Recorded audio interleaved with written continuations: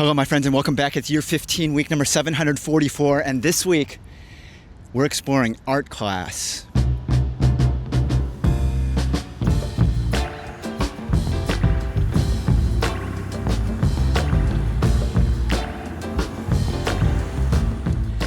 Torrance, California. I'm here at the Del Amo Mall.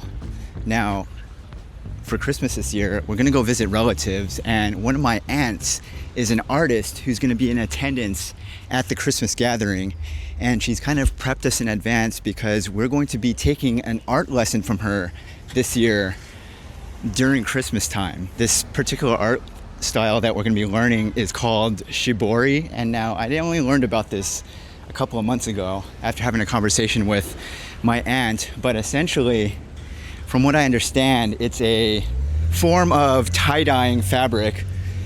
I think it originates from Japan. You take a piece of fabric and you dye it with this super inky, dark, indigo blue color, and it creates this very intricate pattern on fabric. And so that is essentially what we're gonna be learning this week. So rather than dyeing like a specific piece of clothing, I'm thinking I'm gonna come here, get some fabric, and then we're gonna turn that into our project at some point in the new year. We are now standing on the inside of the fabric section inside of Joann, and one of the things that kind of crossed my mind as I was browsing these aisles here is that if we were back in New York, if we were in New York right now, I would be going over to the garment district in Manhattan to take care of this. And then it dawned on me, there's no such thing as Joann in New York City. There are absolutely no Joann locations anywhere in the city.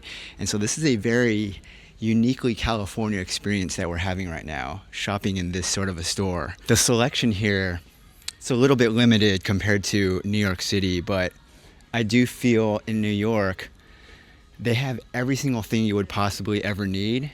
It's just that the prices are all just a little bit more expensive in New York. What I'm trying to go for is a 100% cotton, 100% cotton. So just straight white, full cotton, none of these blends. They have a bunch of different options here for different weights. They have some with patterns and stuff, but we just want like a solid white color.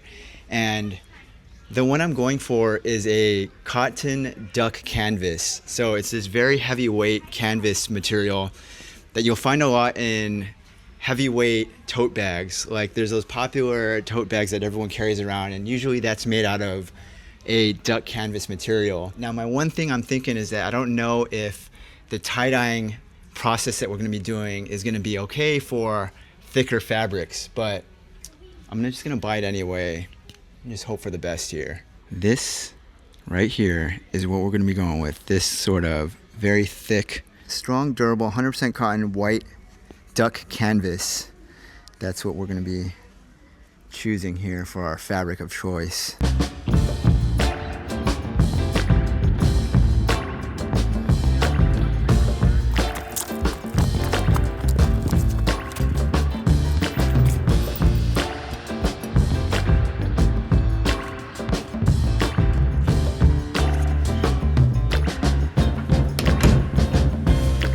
We're now getting ready to dye our cloth here. We're getting set up. First things first, I have to change into clothes that I don't mind getting the ink all over, because I think that's part of the process. And so you just have to wear junk clothes. That's what I've been instructed here to do. So we're just gonna change our clothes into clothes that we don't mind getting the ink all over here. No, I mean, there's a pattern. Yeah. Where's the We don't know what we're doing, that's what we're doing. You're doing it? All right, everybody is back here. These are the supplies here. Basically, everybody has their piece of fabric that they brought with them, either a shirt, a hat, a piece of cloth, and then there's a bunch of materials and supplies on this table back here. And what you do is you wrap your cloth very tightly, and then so that way, any parts that you wrap, that's where it kind of gets sectioned off in the dye. And then out here, outside, they're doing the dye bath right now. So you have to boil water, mix it with the chemicals, and then I don't actually know the process, but we're just kind of learning as we go along here. Are those the chemicals that are in that little box over there in the The plastic containers. This is 2 ounces each. Uh-huh. Okay. This is soda ash. This is color remover, which is something dioxide. Okay. This is urea, which is P. And Oh, this seriously? Yes, it is. Oh, wow. Yes, it is. Okay. Because that gives the pH a more acidic. Oh, really? Wow. And That's it really interesting. depends on the water, what the pH is. But you could kind of tell as soon as you put the chemicals in, you'll get a reaction, and they call it a flour. Okay. No flour, then your pH is off. And then this is the indigo. That's the magic sauce right This there. is the magic sauce. And contrary to popular belief, indigo is actually clear, kind of a greenish color. Yeah. When it hits air, it turns blue. This is the most important. You just don't pour it in there. Okay. You have to just really gently lower the whole thing and let it go. Oh, wow. Okay. This is my bag. Yeah, piece. it was nice. My friends, here we are.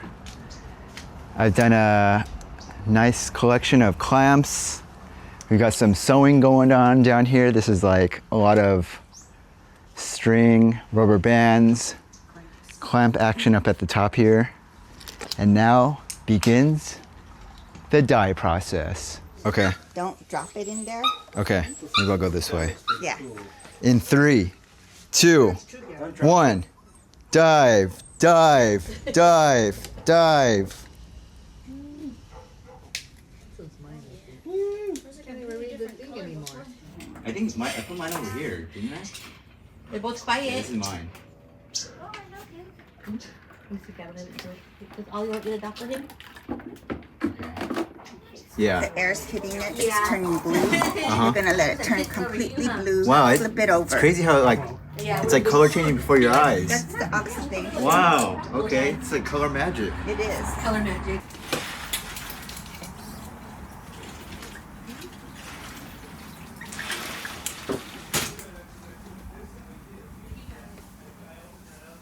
All right, my friends. It is now the next morning and the moment we've all been waiting for, okay? Last night, I dyed the fabric and I left it overnight sitting in a vat of vinegar. Now, apparently the vinegar is supposed to help with, I think it helps to keep the color permanent within the fabric. So it just sets the color, I guess. The process is complete. So now I'm just gonna rinse this a bunch of times over and over, and we can finally do the grand reveal. All right, so here's our completed project. Basically what I'm gonna be doing here is just taking off all these little notions that I have on here. We've got that, little clamps, got a little string action going on over here, some rubber bands, just unraveling this little monstrosity that I have here. Here we go. Final reveal time.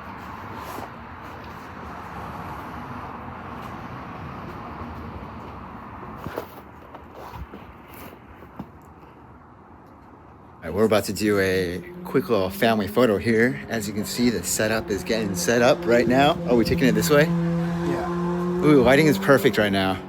This is good. And my friends, before we leave this thing, I'm gonna try to get an exclusive interview with the Shibori master herself. Take a step forward. Grandma, come in front. There you go. Lad right there. Getting jealous, huh? Look at you. Ladies and gentlemen, I present to you my aunt, also the Shibori master herself, the queen of cloth. Ladies and gentlemen, Auntie Cindy. We'll do 3 questions. Oh dear. What's your favorite thing about this form of art? I love everything. I love tying and the reveal. Okay. Yeah. That art of surprise. That no matter what you plan and what you think you're gonna come out with, the reveal just reveals. Yeah. Right? Okay. Yeah. Yeah, when you did yours, what was surprising? I think I envision something in my mind of how, based on what I'm tying and what I'm doing, you have a vision in your mind of what this is going to look like. Yeah. And there's like, it kind of looks like that, but there's also like little hidden gems, Right? little treasures that unveil themselves. And nothing's bad. Yeah. Yeah? It's very true. What do you think about this process overall for like what we did here? I'm actually amazed at the talent. Oh, okay.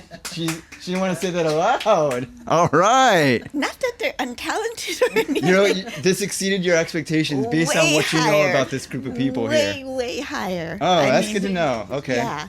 I mean, I've seen some interesting pieces in all the years that were just interesting.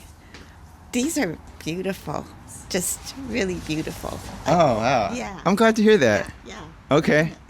And last but not least, thinking about your practice of this art and the future, is there like something that you have in mind, like an art project that you've got coming up, or like maybe just this art form as a whole? What do you think about the future with all this stuff? Is there something that comes to mind for you? Yeah, I hope you guys take it over, especially you. Oh, okay. All right. Brian and you have your own little sets of the dyes and everything. Nothing would tickle me more as if you did it. Okay. The master herself gave us a little bit of the chemicals to do a little DIY project when we get home. Anyways, my friends, Auntie Cindy, aka the Queen of Cloth.